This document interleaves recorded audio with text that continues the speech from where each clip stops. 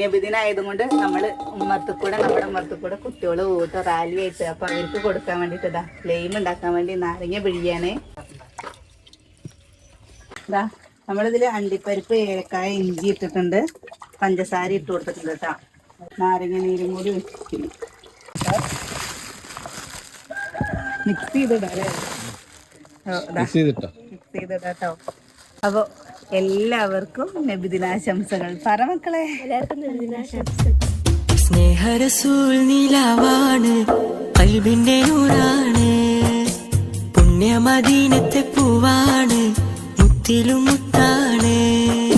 സ്നേഹരസൂൽ നിലാവാണ്.